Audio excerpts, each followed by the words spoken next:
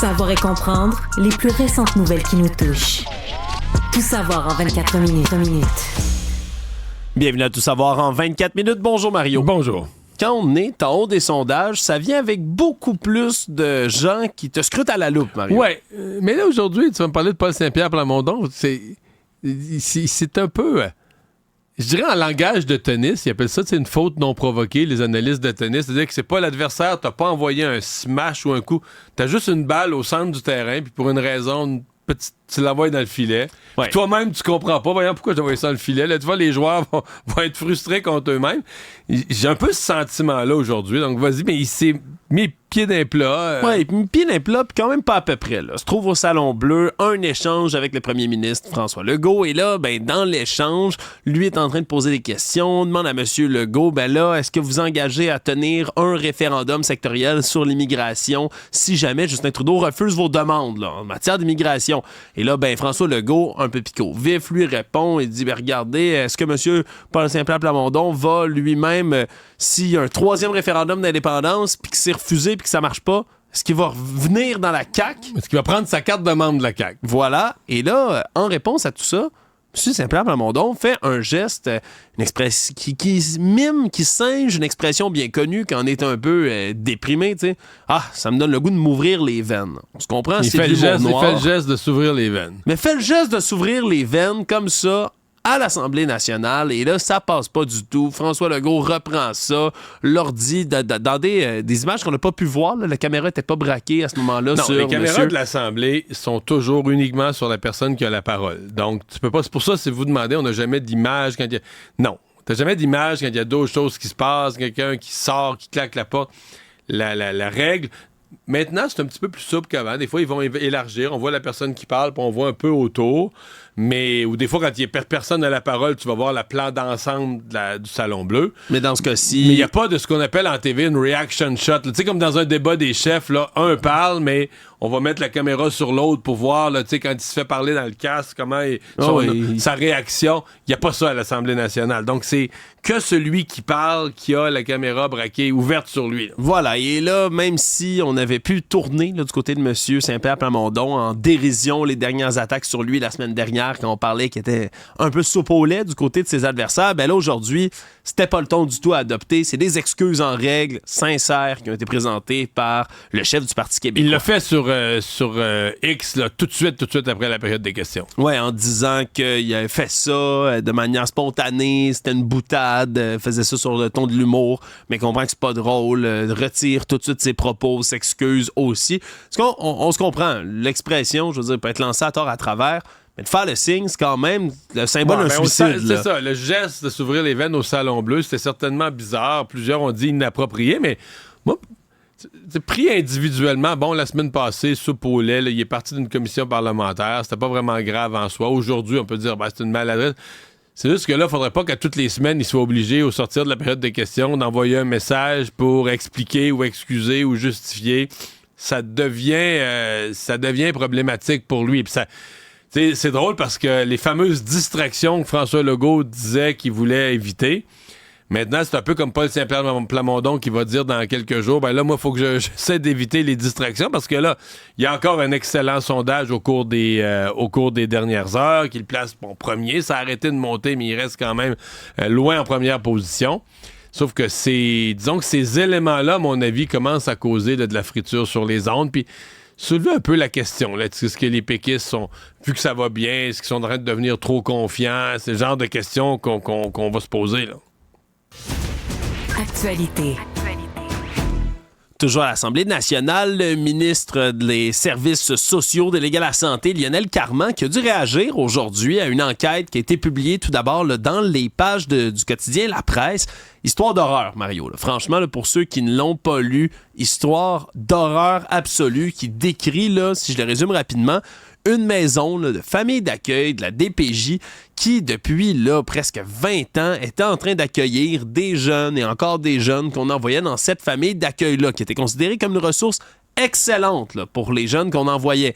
Le problème, c'est que dès 2004, il y avait une adolescente qui avait décrié des agressions sexuelles qu'elle avait vécues dans la maison elle-même par les gens de la famille d'accueil et que là, on l'avait pas cru à l'époque. Ça a pris jusqu'en... Mais pas cru au point où c'est elle qui a subi là, immédiatement des sanctions, des conséquences, sont débarqués à l'école, fouillé sa case. Oui, parce que quand elle a dénoncé l'agresseur en question, le père de la famille dit tout de suite problème de drogue, problème d'attitude, puis c'est elle qui a été traitée en criminel à l'époque. Puis je pourrais comprendre qu'à la DPJ, on nous dise, mais là, quand un jeune nous signale quelque chose comme ça, on prend pas ça pour du cash tout de suite. Ça, je pourrais le comprendre.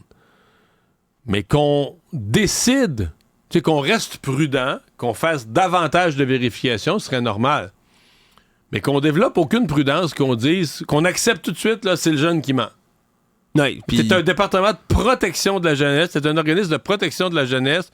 Un jeune te dénonce quelque chose de grave, qui pourrait être vrai, et toi, tu décides sans vérification que c'est faux, tu punis le jeune, puis tu gardes aucune vigie, là, aucun œil particulier à dire, OK, mais là, dans cette famille-là, c'est quoi l'affaire? On est tous sûr.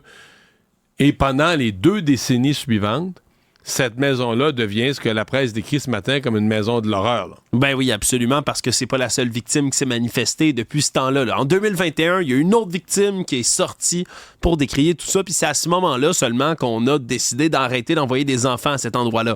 Mais pendant ce temps-là, il y a au moins 6 victimes là, déjà qui se sont manifestées, mais surtout là, 8 agresseurs différents dans cette maison, dont 3 hommes adultes. Là, on comprend qu'il y aurait le père de famille, beau-frère. Le beau-frère, parce que des fois, on amenait les jeunes chez le beau-frère, puis on arrêtait, il y a une histoire racontée où on aurait arrêté au Tim Hortons en chemin pour acheter un café aromatisé pour pouvoir dissoudre dedans des drogues pour comme endormir ou assommer la jeune personne, la mineure, hébergée. T'es une jeune qui est supposée être en protection de la jeunesse. Donc, il se fait amener chez le beau-frère pour en abuser, puis on la drogue en chemin. Puis là, quand le fils de la famille a eu 18 ans, s'est mis à abuser lui aussi. À son tour, embarque dans le club. C'est absolument horrifiant. Là. Incroyable, vraiment. Oui, parce que quand on dit maison de l'horreur, c'est que c'est quelque chose, un comportement puis un climat qui a fini par normaliser, si on veut, des agressions sexuelles qui étaient répétées après ça à l'intérieur de la maison par d'autres jeunes, dont le fils de l'homme en question qui tenait la résidence. Vraiment, histoire ahurissante. Puis comme je le disais, mais le ministre Lionel Carman a dû réagir là, quand même. Là. Lui dit ne jamais avoir été mis au courant de cette histoire-là, qu'il n'y a pas de mécanisme de protection, là, de lumière qui se sont allumées pour être capable de lui faire dire qu'il y avait un problème à cet endroit-là. Et là, veut demander... Non, mais en fait, moi, j'accepte que le ministre n'était pas au courant de ce problème-là. Mais le ministre doit prendre conscience d'un problème de fonctionnement à la DPJ, d'un problème de... Si c'est arrivé, d'un problème de protection de la jeunesse, d'un problème de... Comment tu as pu considérer pendant 20 ans qu'un lieu, une maison d'abus systématique, d'abus partagé par plusieurs agresseurs qui se faisaient une espèce de marchandise sexuelle des jeunes qu'on leur confiait. Comment t'as pu pendant aussi longtemps la DPJ mettre ça comme une maison modèle, là, une famille d'accueil l'idéal? Je veux dire, c'est pas qu'une erreur de lecture des événements. 1, 2, si je suis ministre, moi je me dis, OK, là, si la DPJ laisse passer quelque chose de gros comme ça pendant aussi longtemps, imagine la petite maltraitance au quotidien, comment ils voyaient rien, là.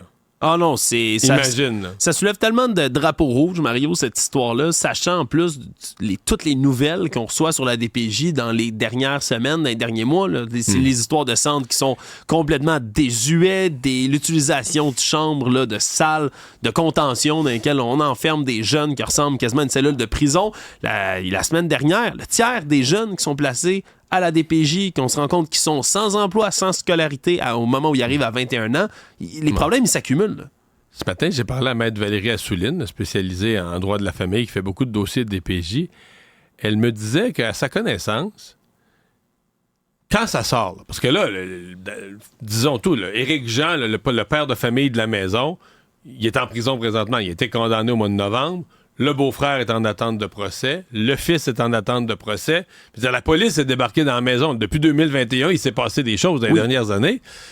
Mais j'ai demandé à Maître Assouline, est-ce que, quand il y a eu ces plaintes-là, qui ont été prises au sud, là, on a des plaintes de 2 jeunes filles, puis la presse en aurait trouvé 3 autres. Mais est-ce que la DPJ a fait une un interrogatoire, des entrevues, dans une enquête sérieuse, avec tous les jeunes qui sont passés dans la maison, parce que moi, ce qui me concerne, c'est un automatisme. Une fois que tu sais que c'était une maison que ça allait pas, on parle de environ 70 jeunes là, qui se sont succédés au fil des années. Bon, on comprend que là-dedans, il y en a qui ont aujourd'hui 30 quelques années, il y en a qui ont 20 quelques années, mais je me disais, il faut aller les voir un par un pour leur demander, mais qu'est-ce que vous avez vécu dans la maison? Qu'est-ce que vous avez vu? Parce que tu pourrais avoir, exemple, des gars qui ont été hébergés dans la maison qui vont dire, regarde, moi, il m'est jamais rien arrivé, il attaquait juste les filles, mais je me suis été conscient que le soir, le bonhomme rentrait dans la chambre, telle affaire. Tu sais, une enquête complète, tu vas demander à tous ceux qui auraient pu être témoins de quelque chose, rien. Ben, en plus, pire que ça, Mario, ce qu'on dit, c'est qu'il y a des dossiers d'enfants de la DPJ qui sont tout simplement pas conservés après un certain temps. On dit, là, maintenant, ce qu'explique là, le ministre, c'est que les dossiers d'enfants de la DPJ vont être conservés 25 ans après l'atteinte de la maturité. Mais à l'époque, c'était 5 ans, les dossiers étaient brûlés. Ben oui, puis le dossier, donc, de la première aujourd'hui une jeune fille à l'époque, celle qui a été agressée en 2004 qui a dénoncé, elle, son dossier, il était volatilisé. Plus de traces de rien. Là, ouais. Plus de traces de rien. Fait qu'après ça, bonne chance, Mario, pour trouver tous les jeunes qui sont passés par cette maison-là. Si, en plus, t'as pas les dossiers, t'as pas de récit d'événements, il y a même pas moyen de savoir si, à tel moment, telle époque, il y a un jeune qui a porté plainte puis on l'a ignoré. On peut pas le savoir. C'est fou. C'est une des nouvelles, disons, bien sombres du jour. Tout savoir en 24 minutes. Autre nouvelle sombre, mais peut-être soulageante pour les proches et la famille de Jesse Duchesneau, ce jeune qui était disparu là, le 4 novembre dernier à Québec, qui a finalement été retrouvé. Par retrouvé, je veux bien évidemment dire sa dépouille retrouvée dans le fleuve Saint-Laurent, là, dans le secteur de Saint-Michel-de-Bellechasse, où on a retrouvé. Là, donc, très loin du dernier endroit où on l'avait vu, le long de la rivière. Parce que c'était, pour les gens qui s'en souviennent pas, c'était à la sortie des bars. On avait des images de lui sortant du bar. Il avait l'air, soit drogué ou parce que confus. Puis après ça, on avait d'autres images de caméras de surveillance où là, il était rendu sur le bord de la rivière, beaucoup plus loin, mais sur le bord de la rivière Saint-Charles. Exactement, là, des images qu'il montrait qui sortaient d'un stationnement souterrain, marchaient près de là. Son sel avait été retrouvé dans ce coin-là. Son téléphone avait été retrouvé dans ce coin-là, mais lui, jamais avait été retrouvé. Et là, finalement, c'est pas mal cette thèse-là qui se concrétise, Mario, celle qui serait tombée, là, intoxiquée, que ce soit sur une drogue quelconque ou avec de l'alcool. Là, mais c'est sûr que l'impression, c'est que quelqu'un l'a drogué. Là. Moi, je reste sur ce feeling-là, parce que les quantités d'alcool, oui, il était chaud, mais je veux dire pas ce que ses amis racontent, pas à poser des gestes, pas être perdu comme ça. Puis souvent, l'alcool, tu vas plus tomber endormi. Mais là, il était comme un robot, marchait droit dans lui. Vraiment un comportement étrange là, qui ont été décriés par ses proches qui, comme tu le dis, là, continuent d'affirmer qu'il a dû être drogué quelque part. Mais là, la thèse, pour l'instant, on ne se dirige pas vers une hypothèse criminelle. Ce serait vraiment qu'il aurait marché, puis serait tombé accidentellement dans la rivière Saint-Charles, qui a fini par porter son corps pas mal plus loin. Pas mal. Donc, la rivière de Saint-Charles vers le fleuve, puis dans le fleuve jusqu'à Saint-Michel-de-Bellechasse. Là. C'est ce qu'on semble comprendre. Pour la famille, là, la pilule est évidemment difficile à avaler, mais quand même, ça va mettre un terme. C'est toujours l'entre-deux. Là. Quand une famille retrouve le corps, c'est la fin de tous les espoirs. Ouais. Parce que t'as toujours l'idée de le retrouver vivant, là, qui est rendu, je sais pas où, dans une autre province, où c'est caché, ou quelqu'un l'a caché. Toujours cette hypothèse ou cet espoir-là. Mais de l'autre côté, ils vont toujours finir par dire c'est moins pire que l'inconnu, là, l'absence de réponse, où pouvoir commencer son deuil. T'as une réponse triste, mais au moins t'as une réponse. Oui, surtout que dans les prochains jours, on se préparait à organiser encore des fouilles du côté des bénévoles là, qui ont cherché. Je rappelle, il y avait des dizaines et des dizaines de bénévoles qui s'étaient déplacés pour aller fouiller, pour tenter de le retrouver. Et là, on se préparait à aller dans le coin de l'île d'Orléans, faire le tour au complet pour voir si on ne peut pas le trouver dans l'eau. Ça va épargner tout ça au moins. Tout savoir en 24 minutes. Bon, il y en a des enjeux importants, Mario. On vient de parler de DPJ, on vient de parler de toutes sortes de choses. Mais le vrai problème, selon un des élus du Parti conservateur du Canada, il part en croisade contre ça, c'est la fin des pailles en plastique, Mario. Ben oui, le lendemain du jour de la Terre, le lendemain où on a un sommet là, qui se démarre sur l'usage et la pollution du plastique dans le monde, les conservateurs ont décidé que c'était ça qu'ils voulaient faire, de ramener les plastiques à usage unique. Là. Les sacs, les ustensiles, les pailles, tout ça. Puis ça fait tout un tollé sur les réseaux sociaux, Mario, en ce moment. Ça lance tout un débat. Les pailles en particulier. Moi, j'avoue que dans tout ça, je comprends mal la bataille des conservateurs. Je pense qu'ils mettent à risque leurs gains chez les jeunes. En fait, des gains importants chez les jeunes. Je suis le premier à dire qu'il s'est fait en matière de gestion du plastique des absurdités totales. Exemple, on ne donne plus dans les commerces des sacs de plastique, parce qu'on dit, il y a trop de sacs de plastique. Mais la forte majorité de la population va dire, ouais, nous autres, on mettait ça dans la poubelle de la salle de bain, on les gardait, on se faisait un sac de sacs, on les mettait dans la poubelle de la cuisine. Et maintenant, les ventes de rouleaux de sacs ont explosé. Mais... Donc, on a un sac réutilisable. Fait que là, on sort de l'épicerie et on est comme un champion de l'environnement. Mais si tu fouilles dans le fond de mon sac réutilisable, comme je n'ai plus de sac de plastique parce que ça n'existe plus, ben j'ai un rouleau de 100 sacs que je vais mettre. Mais tu dis, OK, mais là, c'est absurde. Absurde. Ouais. Le cas des pailles, ça semble que c'est vraiment problématique pour l'environnement. En même temps, on les a pas encore... Ben oui, il y en a qui sont corrects, d'espèces de pailles en cire. Ouais, il y en a en carton qui finissent par te rouler dans la gueule. Tu dis, là, ça, c'est pas acceptable. Là. Mais à ce moment-là, je veux dire, t'en prends une autre, là. C'est du carton. C'est 100 fois moins dommageable que t'en prends en plastique. Ouais, t'en prends deux, là. T'en prends une deuxième. Honnêtement, j'ai de la difficulté, moi, je t'avoue, depuis ce matin, Mario, à cerner qu'est-ce qu'on essaie d'aller faire comme gain, comme ça. Y a-tu vraiment des gens qui se sentent lésés là, par leur manque de paille en plastique, qui sont dans la rue là, déprimés? Ah, ma paille a fondu, je peux plus boire mon drink. Je sais pas, moi, ça me sort de... Je sais pas. Je t'avoue que... Ouais, mais c'est parce que... Ouais. Parce que l'abolition, le danger, c'est que l'impression, c'est que pour se faire... Mettons les villes, les maires des villes, pour se faire une belle jambe, de dire, moi, dans notre ville, il n'y aura plus de sacs en plastique, on a fait des conneries. Pures conneries. Puis de vouloir les réduire, de trouver des alternatives, j'en suis, là. Puis même, les sacs réutilisables. Moi, il m'est arrivé des sacs réutilisables de mauvaise qualité. Première utilisation. D'abord, à l'épicerie, ils te les remplissent un peu trop. Première utilisation, la ganse pète. Paf! Bon. Oui, déchire. C'est arrivé ça aussi. Là, tu le jettes. Là, tu dis, OK, mais en termes de quantité, parce que lui, il est épais, en termes de quantité de matière de déchets, c'est peut-être 500 sacs en plastique ou 200. Ou je veux dire, c'est beau. Parce que le sac en plastique, là, c'est minuscule. C'est une petite quantité de matière. On se comprend. Fait que là, tu dis, OK, j'ai-tu vraiment fait un gain? Mettons, c'est quasiment...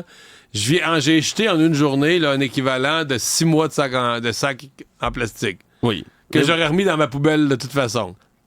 Ou ramasser à la litière des chats ou... À voir si ça va réussir à faire des gains pour le parti, Mario. Mais pour les sacs, je comprends. À ustensiles puis paille, là. Les ustensiles en bois, ça, c'est une autre affaire. Hein? Ben, moi, je trouve ça bien correct. Ouais. Mais pour certaines affaires, ça mange pas.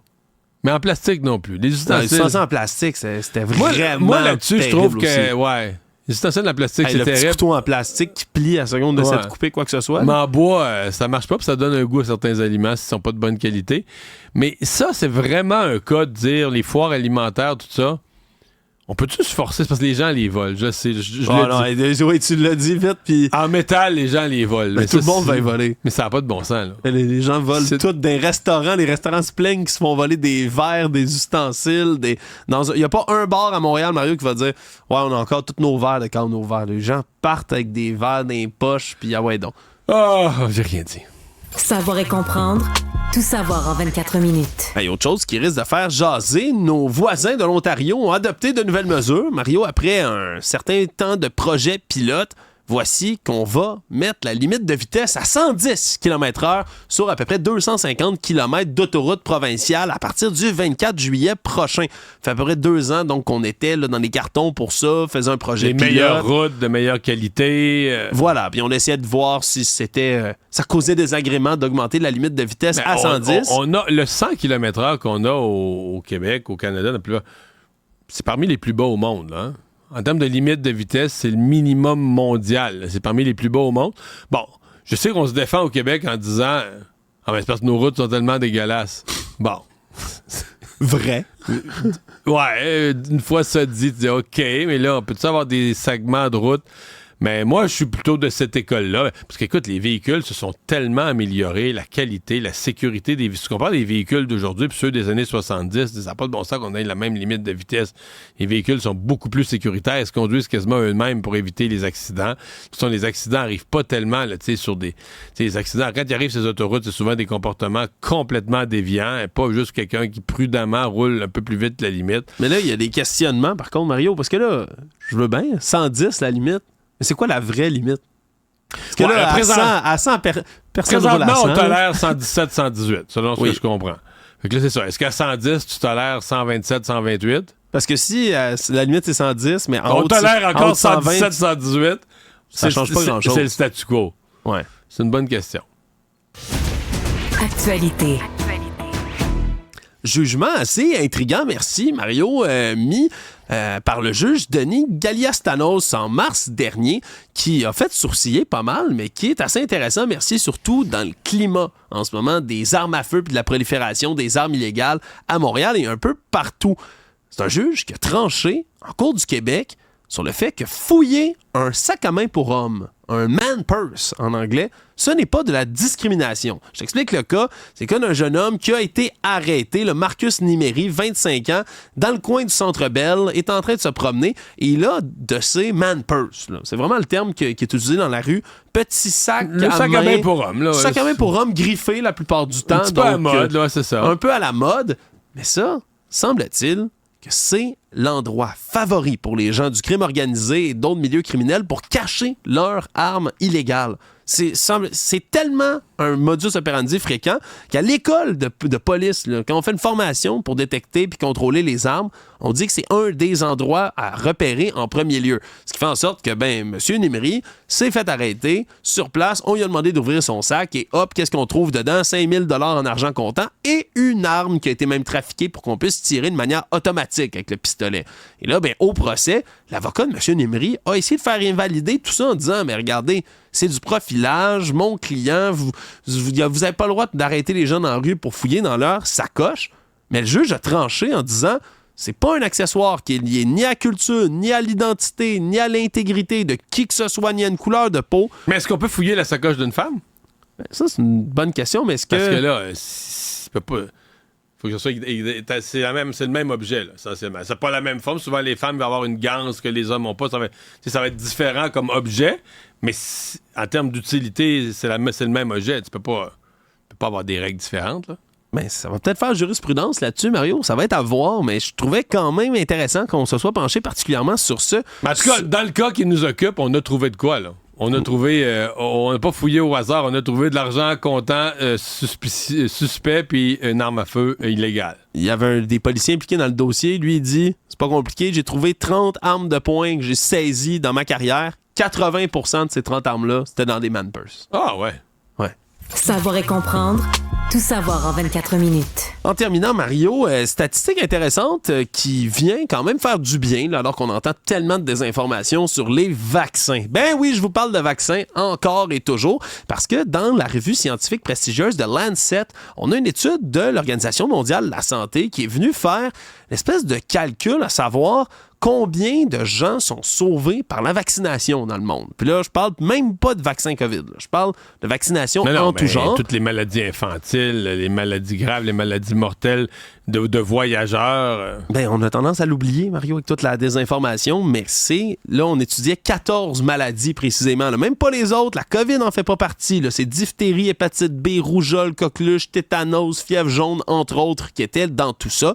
Et on se rend compte que dans les 50 dernières années, c'est 154 millions de vies humaines qui auraient été sauvées grâce à la vaccination. La très, très forte proportion là-dedans, c'est des nourrissons, des enfants qui n'auraient jamais passé l'âge de 5 ans sans la vaccination. Là, non, mais je veux dire, les taux, depuis la vaccination et la salubrité, la mortalité infantile, ça a baissé. 40% dans le monde, mortalité infantile qui a baissé, 50% et en haut en Afrique, dépendamment du pays, entre autres. Ben, on est dans un autre monde. Là, autrefois, je veux dire, rendre un bébé à 1 an, là, c'était déjà quelque chose. Là. Maintenant, un bébé qui meurt, c'est une catastrophe, c'est un événement. Notre perception de perdre un bébé a changé beaucoup avec la santé. Résumer l'actualité en 24 minutes, c'est mission accomplie.